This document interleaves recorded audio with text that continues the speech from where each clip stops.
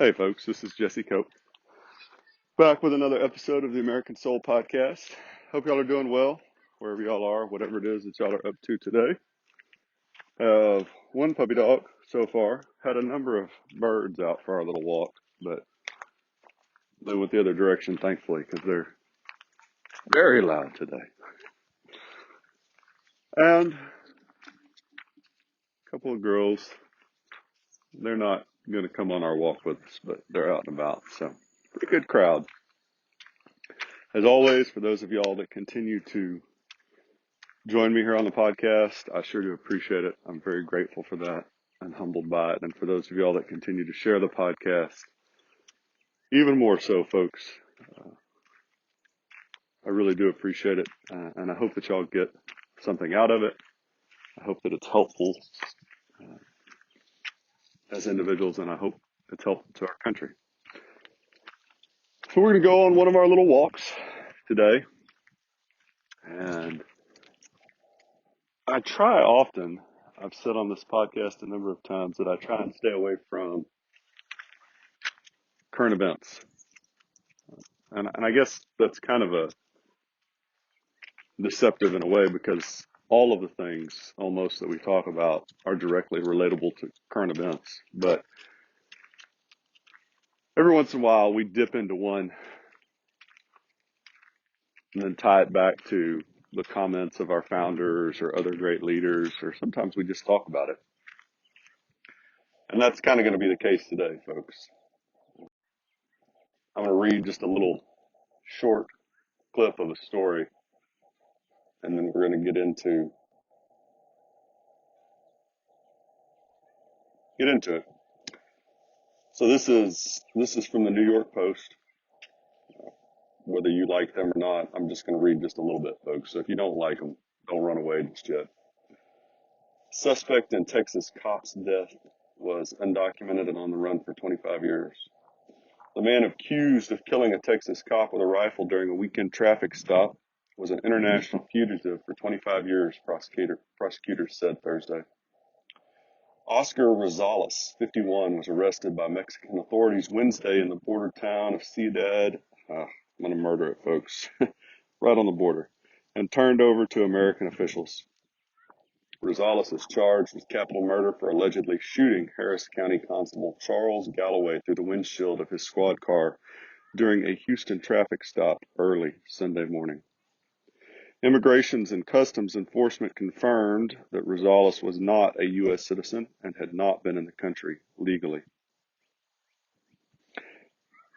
And that's probably about enough, folks. There's more to the story. Y'all can go and find it on. And if you don't like this particular website or publication, you can go wherever you want. And it's been quite a few months since we've talked about illegal immigration directly. And this is not a one-off. If you follow the news at all, you know, sadly, that this is not a unique or rare occurrence. And you know that it translates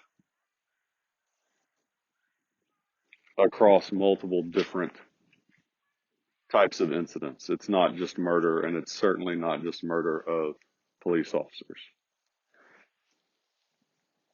And so I wanted to, I'm not even really sure how to dig into this, folks, so we're just going to kind of jump in.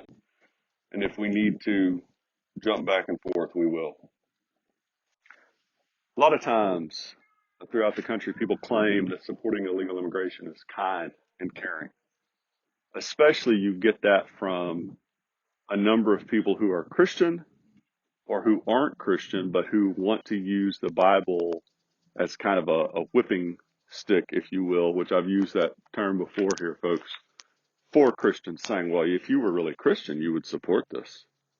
And the ironic thing is, for those people, they don't care about the Bible, and they know very little about it, or if they do know something about it, it's solely from the purpose of attacking people who actually have that faith. And really, that's probably the majority here, folks. And I don't say that meaning that the majority go out with the intent of attacking Christians individually, but this is a Christian nation, as President Wilson said, as President Truman said, as so many others have said. And so the intent is, well, we're going to do everything we can to undermine this Christian nation. And in this case, undermining it would be using Christianity to support illegal immigration, which is having disastrous effects on the country. And so just a couple of Bible verses, and they're both from the Old Testament, folks. Y'all can go and find them. It's very simple. The Bible, God talks frequently in the Old Testament about caring for the stranger, the foreigner, not oppressing them and abusing them. Absolutely true, because Israel knew what it was like to be a foreigner, to be oppressed in a foreign land. And so there's no argument there at all. But one thing that people like to skip over frequently are verses like these two from Leviticus 24:22. You are to have the same law for the foreigner and the native born. I am the Lord your God. Okay, so if we're going to have the same law for the foreigner and the native, right? First of all, one of the things that's been in the news a lot over the past decade, 2 decades, is how cruel it is to separate parents and children.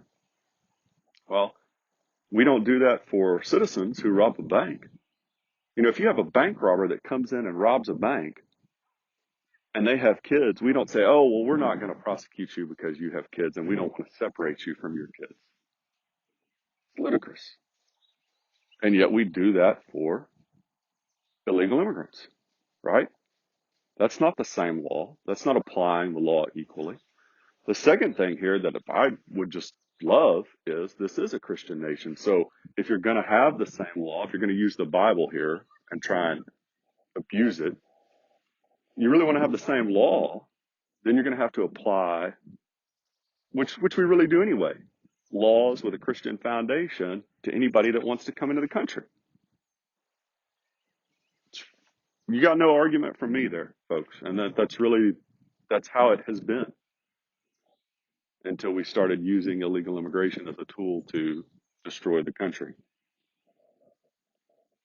Another one, let me scroll up, make sure I can find it again, folks. All right, here we go. So this is from Exodus 12:49. Again, this is a different book in the Old Testament, folks. The same law applies both to the native born and to the foreigner residing among you. So again, the point here is if you're going to, when you do let immigrants in, and this isn't saying to let illegal immigrants in, folks, by any means. This is talking about when you get immigrants that are lawfully there, you treat them the same, right? But if you want to go ahead and say, oh, well, you know, we ought to let illegals in, then you can easily look at this and say, well, no, we can't do that because that's not what we're doing is we're allowing the immigrants to break the law, but we're not allowing the native-born citizens to break the law. So either way, it doesn't work. So the next thing I wanted to look at here was honestly, folks, I'm not real sure if this is a letter or something that was posted. This is by Hamilton. It's from New York, January the 12th, 1802. It's titled The Examination, number 8. You can go look it up online. It's not hard to find. And we're just going to kind of read through this. Resuming the subject of our last paper, we proceed to trace still farther the consequences that may result from a too unqualified admission of foreigners to an equal participation in our civil and political rights. So this whole thing, these next few paragraphs are going to be about how disastrous it is to let unqualified people into the country for our political and civic system of government. And it is disastrous, folks. Absolutely disastrous.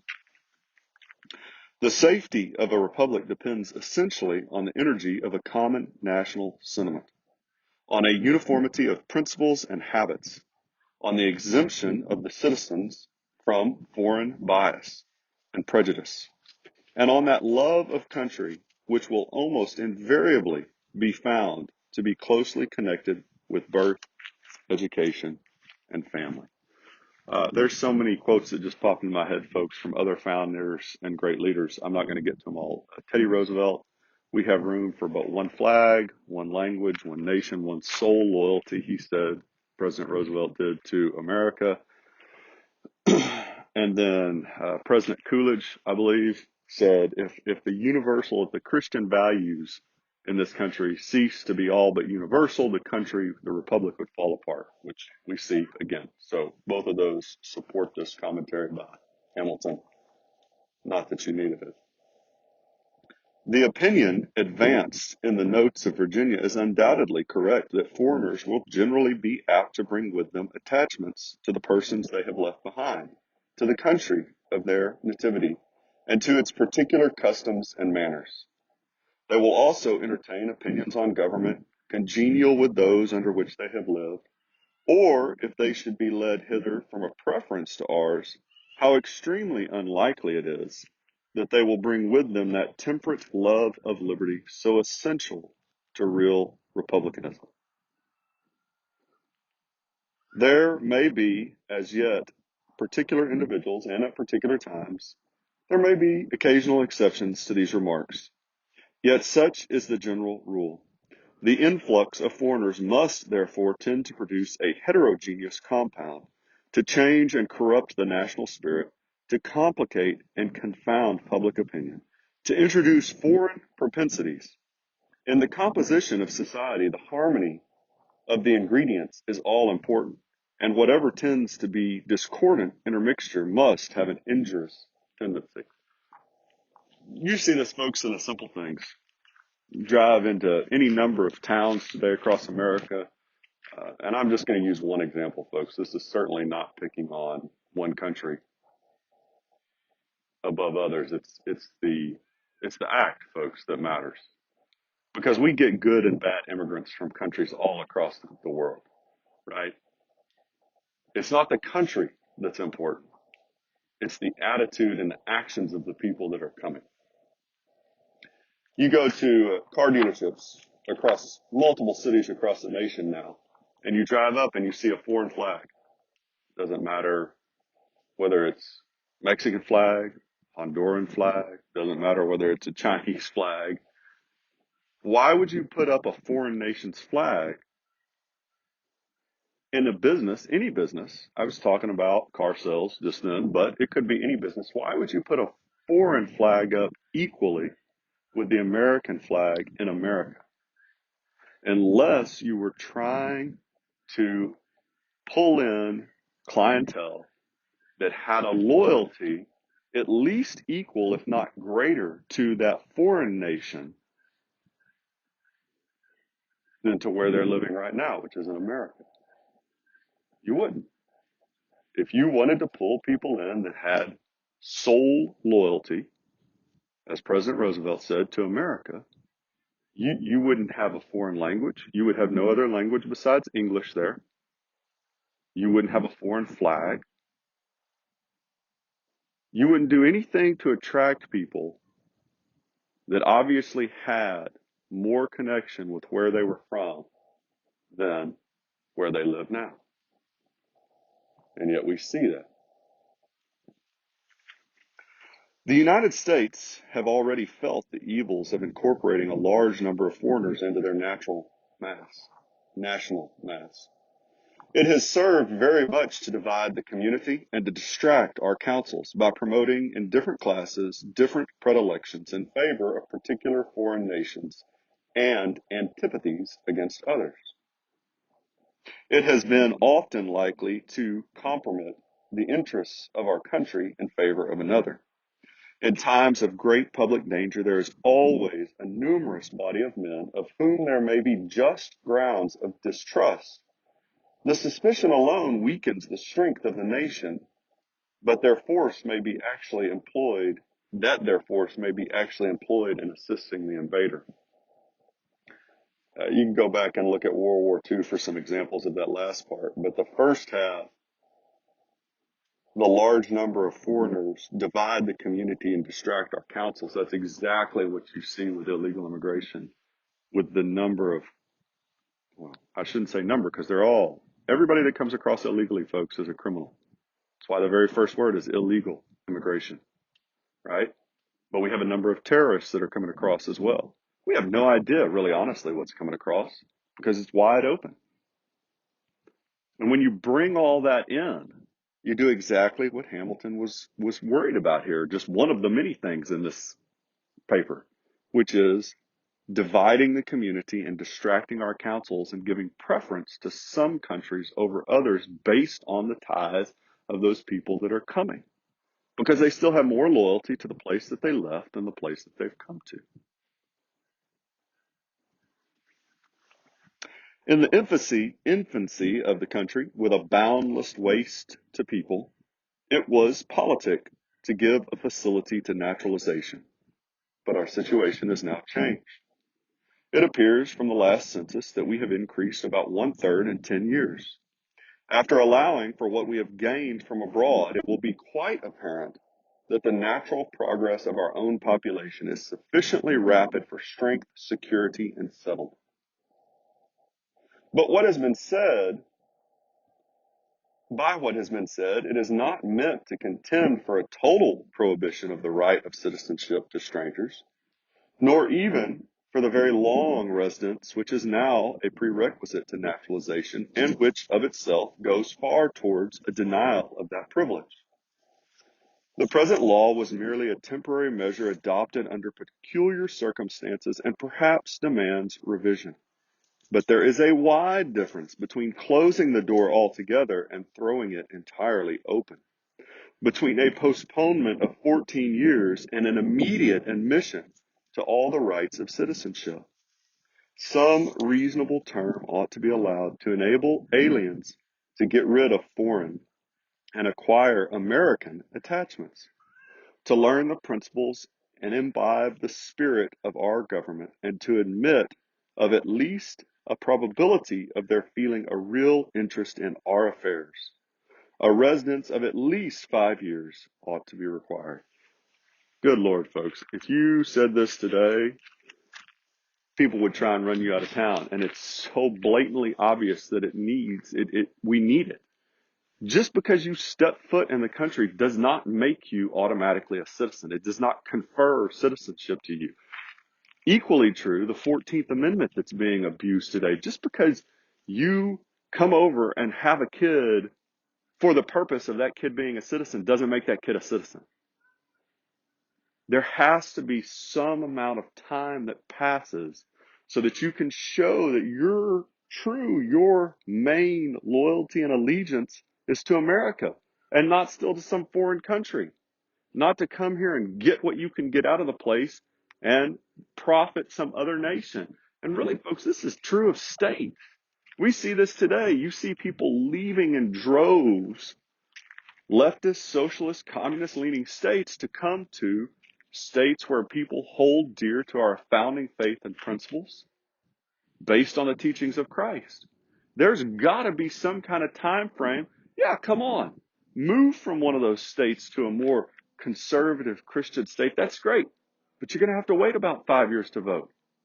We're going to have to see if you really are loyal to where you're moving and the principles that have made that place better, right? Like Hamilton talked about, imbibing the spirit of America, our government, which is based on the teachings of Christ.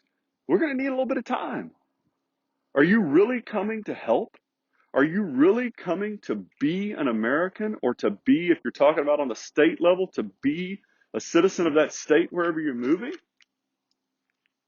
Or are you just coming to get what you can get out of it?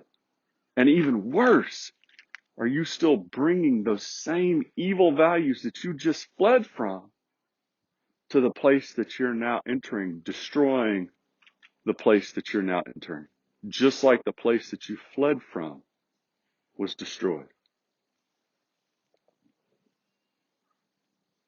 If the rights of naturalization may be communicated by parts, and it is not perceived why they may not, those peculiar to conducting of business and the acquisition of property might, with propriety, be at once conferred, upon receiving proof by certain prescribed solemnities of their intention to become citizens. Postponing all political privileges to the ultimate term. To admit foreigners indiscriminately to the rights of citizens the moment that they put foot in our country, as recommended in the message, would be nothing less than to admit the Grecian horse into the citadel of our liberty and sovereignty. People don't deserve the right to citizenship simply because they showed up here on our shores, folks. Simply because you came in and had a kid. There's got to be some term, some time to show that your intentions are truly to be an American, to strengthen our nation, or to strengthen that state that you move to. There's got to be some time. And you know what? If people really were desperately wanting to be a citizen of that state or nation, they would gladly make that trade. Gladly.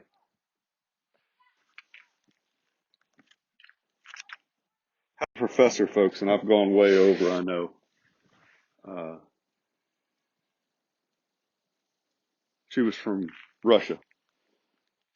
It's actually, she was a professor in her own right, but she was the wife of the professor that was on my board to get a master's.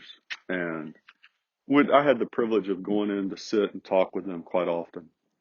And she grew up in the height of USSR, Soviet Russia. And she made a bunch of comments to me, folks, but one that stuck with me, she said, you know, when we would come home in the afternoon, she was an adult at this point, she said, and we saw a line in our town.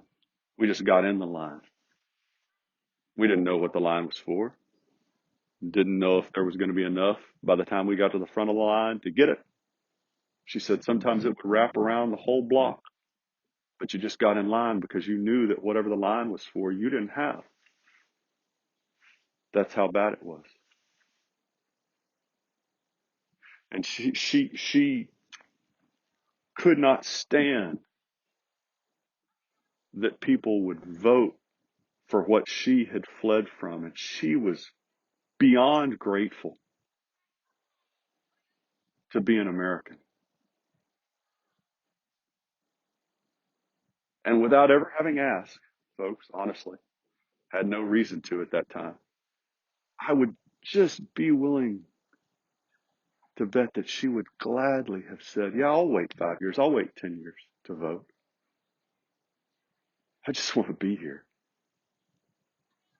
I just want to be an American. I just want to escape that evil that I left and come here to a country that has real freedom and liberty solely because they have based their government and their society on the teachings of Jesus Christ. Because you are a Christian nation.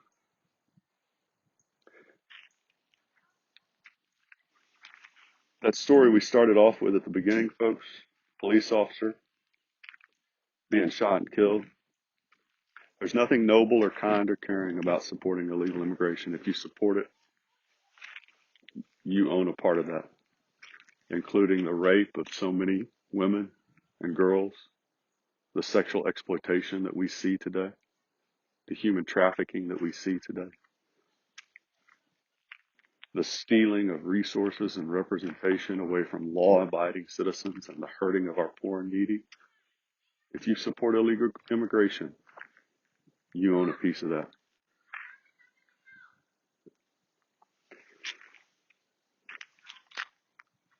There's a handful of issues, folks, that there's just no compromise on, and one of them is this.